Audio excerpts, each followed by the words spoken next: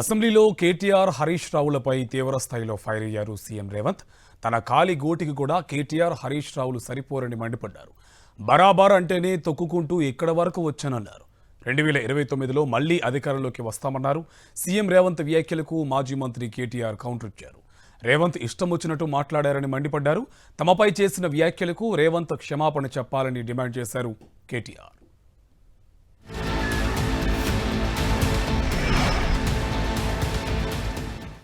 వాళ్ళిద్దరు ద్రోహులు అధ్యక్ష. నేను సొంతంగా జడ్పీటీసీ గెలిచిన, నేను సొంతంగా ఎమ్మెల్సీ గెలిచిన అధ్యక్ష. ఆ తర్వాతనే రాజకీయ పార్టీలకు వచ్చిన నేను స్వశక్తి పాలమూరు బిడ్డను. తట్ట పని, పార పని, మట్టి పని చేసి ప్రజల నుంచి ఎన్నిక వచ్చినని నాకు నీకు పోలికే ఉంది, పొంతనే ఉంది.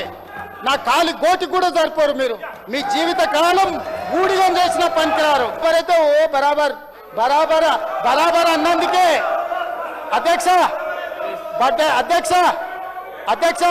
బరాబర్ అన్నందుకే తొక్కుకుంటే నెత్తి మీద కాలు పెట్టి తొక్కి ఇక్కడికి వచ్చిన అధ్యక్ష. అల్లా తప్పగా రాలే, అడుక్కొని రాలే, కాలు పట్టుకొని రాలే, నెత్తి మీద కాలు పెట్టి తొక్కి ఇక్కడికి వచ్చిన అధ్యక్ష.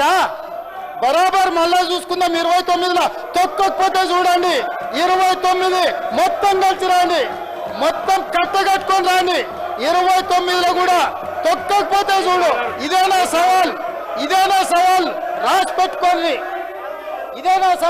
పెట్టుకోండి. ఎట్లా గెలుస్తారో నేను చెప్తా. బుల్డోజర్ బయటనే కాదు, ఇవాళ పేదల ఇండ్ల మీద నడుపుతున్నది. అసెంబ్లీలో కూడా బుల్డోజర్ నడిపారు.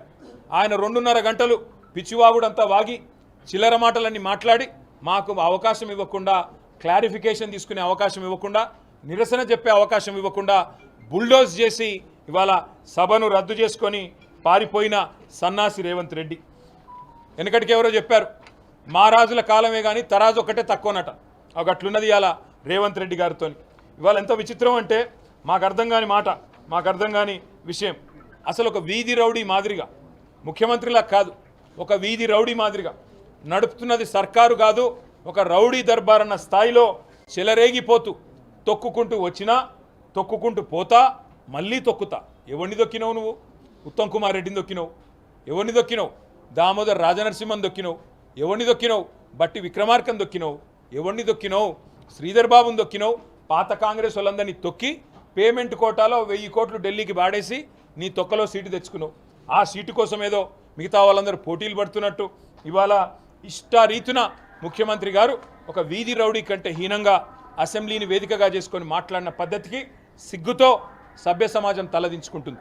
ఆయన ఒక వీధి రౌడీలాగా మాట్లాడిన మాటలకు తప్పకుండా బేషరతుగా క్షమాపణ చెప్పాలి. లేకపోతే ఆ స్పీకర్ గారికి ఏమన్నా కనీసం ఒక 1% అన్న ఇంగితం ఉంటే వారన్నా రికార్డులోంచి తొలగించాలి.